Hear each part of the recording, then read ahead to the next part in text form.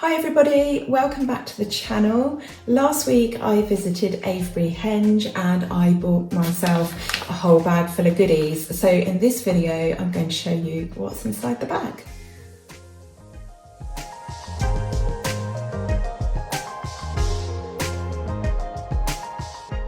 Hi everybody, so last week we went down to Avebury.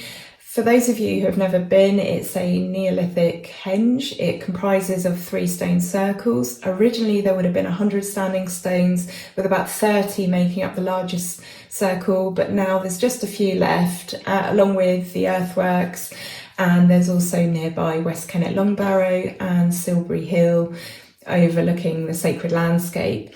So Avebury's really unusual in that it has a village at the centre. There is a hamlet of houses, there is a small village shop, a car park, toilets and a pub, and 2 really lovely shops. So the first is the Henge shop. I shall put a picture up now, and that sells all sorts of things from like warm clothes to books on all sorts of pagan and witchcraft themes and druidic themes, to crystals, to jewellery, to essential oils, to all sorts of little knickknacks. And there is also another shop called Elements, which mainly focuses on crystals and crystal healing, but it also does incense and candles. Usually I don't have any money to spend. Usually it's all about just getting there and having a nice meal in the pub. But this week I had some money, and so I thought I would show you what I bought. Not just so that you can see the kind of things that this witch spends her money on, but so that you can see the sort of things that are available, and maybe you might like some of the things that I've bought and might be interested in buying them yourself. So let's unwrap this box of goodies. So in Elements, the crystal shop, I bought some incense. They have a really good range in there, and as I'm sure you're aware if you watched the Witching Week on a Friday, we burn through quite a bit of incense in this house. I'm sure it's probably really not good for you. It's probably as bad as car fumes or smoking. However, we're really quite healthy people. We don't drink, and so you've got to have a bit of a treat somewhere, haven't you? So I topped up on some of my favourites. This has just flown out of the bag. Oh yeah, this is a leaflet from Elements. Elements of Avebury is a delightful shop right in the centre of the UNESCO World Heritage Site, Avebury Stone Circle. We support local artists and offer customers a wide range of locally handcrafted goods. We also have sacred jewellery that is alchemised on our Avebury workbench, only using beautiful hand-picked stones from all over the world. In Elements of Avebury's Crystal Cave, we hand-pick very carefully every crystal, fossil and semi-precious stone, giving you assurance of its quality. If we've not hand-picked it, it doesn't come in the shop. So yeah, it's a really beautiful shop, and whenever you go in there you get such a warm welcome. It's so nice. So I have topped up on some old favourites. We've got some dragon's blood incense. We have got some Dain Al Oud. I've probably not pronounced that correctly. This is basically pure agar wood incense. This is one of my favourites. And also some Super Hit, which is also really nice. So if you're after some new incense and you fancy trying something new, I highly recommend going for one of these. Okay, what else did we get? Oh yeah, what's in here? So in here is a horse brass. So not because I am particularly horsey, I don't ride, although I used to when I was a child, but I collect these. So I've got one for Avebury, I think it's Avebury, one for Stonehenge, and they basically go above my cooker. It's the nearest thing that we've got to a hearth or a fireplace, and as many of you probably know, they are considered to be apotropaic. So they repel negative forces and energies while attracting good fortune. So yeah, very witchy item, horse brass, very sort of old folk magic. People would display them on their sort of around their fireplace, around the hearth, and hopefully ward off any evil spirits and forces. And witches. You know, those were the sorts of beliefs that people had. People didn't really call themselves witches, they just carried out their sort of superstitious magic, and it's only in sort of modern days that we would refer to ourselves as witches. Once upon a time, witches were something to be feared. What else did I buy? So I bought a card by Karen Cater of Headingham Fair. They're based near Headingham Castle in Suffolk, somewhere I used to live near to. I used to work in Headingham Castle. And it's a card showing the wheel of the year, but my aim there is to find a frame that it's going to fit into and then hang that in the house somewhere. So a couple of sort of home decor bits. I'd like to know, if you've been to Avebury, did you buy anything? And if so, what did you get? What do you concentrate your pennies on? What's the sort of thing that you like to buy?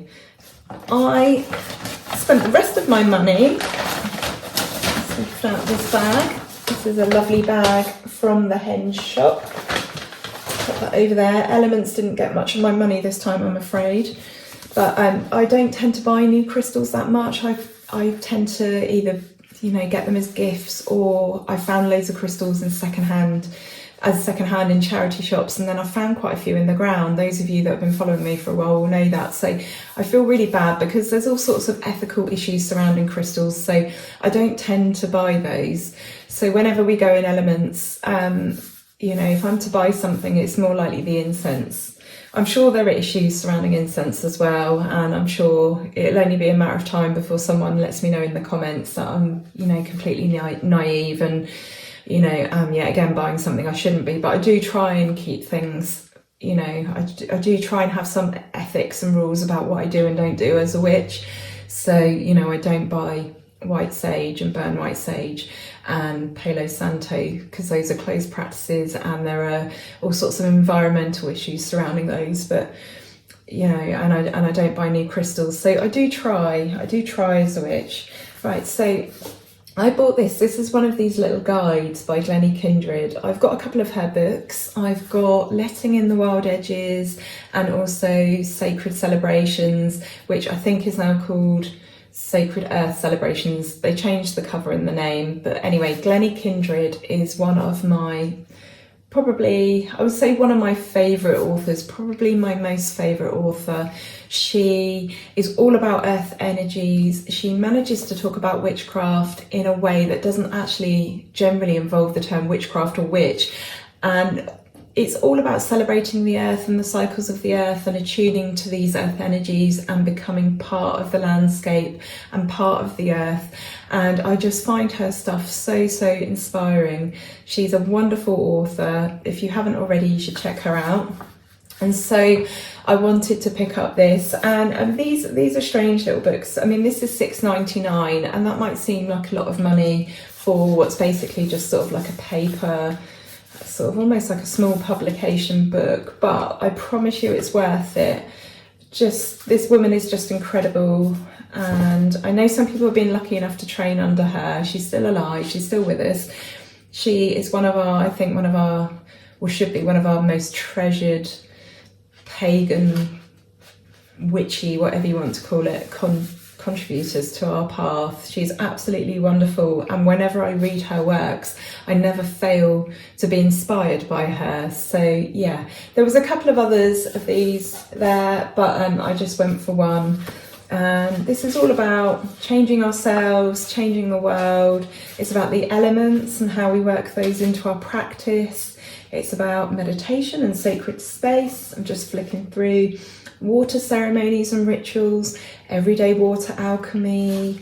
There's lots going on, and it's got these beautiful little illustrations. I don't know if she's done those. I'm assuming she has, but they just really top it off. So wonderful. So yeah, I'm really pleased with that. I've seen these around a lot of times and just never stopped to sort of buy them, and I always said I would get them. So finally got one of those. I think there's 2 or 3 others, and then her books. I saw this and thought this was really nice. Green Spirituality, Magic in the Midst of Life. I have to admit, I didn't even bother reading the back. I just thought it's almost quite similar to sort of Glennie Kindred actually. So I just thought, yeah, that looks like the book for me. I'm not even going to read the back. I'm just going to buy it and then see what happens. And I think it's just magic in the midst of life. It just seems to make sense. As a woman in her 40s, I'm probably in the midst of my life. So I think this is talking about fitting magic into life. So I don't know, but I do stuff like this sometimes. I just bought this on a whim. It's got some really beautiful illustrations. So I will read that and I will let you know what that's all about. I might do a review on that one because that one does intrigue me. And as you flick through, there's loads of sort of poetry in here, loads of verse and lots of direction on what to do by the looks of it. So for example, I'm looking at a chapter here called Taking on the Green Mantle. So I'm just literally looking at that as I flick through that in front of you. The next book I picked up by Lady Wolf is The Wheel of the Year with Animals as Guides. So obviously that was in the shamanism section, and it says, learn how to live in tune with the world by working with and understanding how animals can help us feel the world turn. When we as humans can disconnect from the harmful belief that we're separate from the animal world and remember that we are animals, we can truly begin to relay compassion, empathy and allowance for others to move into a more primal and instinctual way of living and interacting with each individual. A year-round guidebook with exercises and practice to enable you to fulfill your goals. I just thought that sounded absolutely brilliant. You know, in recent years, I have noticed animals communicating with me and messages, in particular blackbirds. There was a period of time where I would see blackbirds everywhere, and I would be walking down a little path or an alley, and there's one just by our house, and a blackbird would stop and wait for me, and then I would get so close to it, and then it would move along a little bit and stop and wait, and it would take me, like, it would come with me on a long journey. And the same with robins. I know robins are kind of fairly fearless and they don't mind humans and they're quite brave, but there's definitely been some experiences that I've had that have opened my eyes to that part of the world and magic and life. And also I've felt some communication with plants as well, with them giving me information and messages. So it makes sense to me. I saw this book and I wanted this one above all the others, I think. So I got that one. And then, as you know, I've just done 2 videos on wassailing. This is by Colin and Karen Cater, again of Headingham Fair. Karen Cater is the lady that does this magnificent artwork. She's actually a friend of a friend, so I used to live in Suffolk, and that's why, you know, one of my neighbours knew her. So, but yeah, it was the wassailing that I was drawn to, although I do love their work and I can't, again, recommend theirs enough. But yeah, this is all about wassailing, and clearly there is a lot to be said for wassailing, a lot of history. And I don't know if I mentioned it in my last video, but I've been thinking of approaching the council and seeing if I can have a community orchard set up. Now, obviously this is going to be a huge undertaking. I'm not sure if I've got it within me. I'm not sure I know enough about these sorts of things, but I do have a contact within the council because we live on cemetery land. I know the guy that is in charge of, you know, the cemetery, the streets, just the general area. So my thought is we could have our own wassailing here.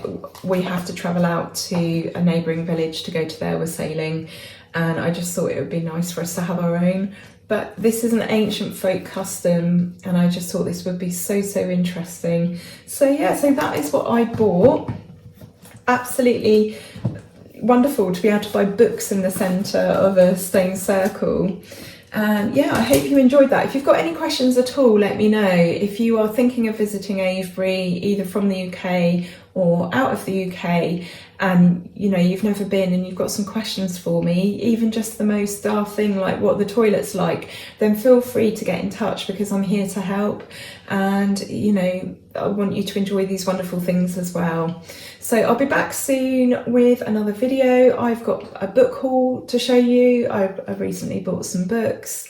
I've been quite lucky this week. My husband has really treated me. It's been ages since I bought anything new, and so yeah, I've had my little shopping trip at Avebury, and I've got a haul of books to show you as well, some other books that I think you'll be really interested in.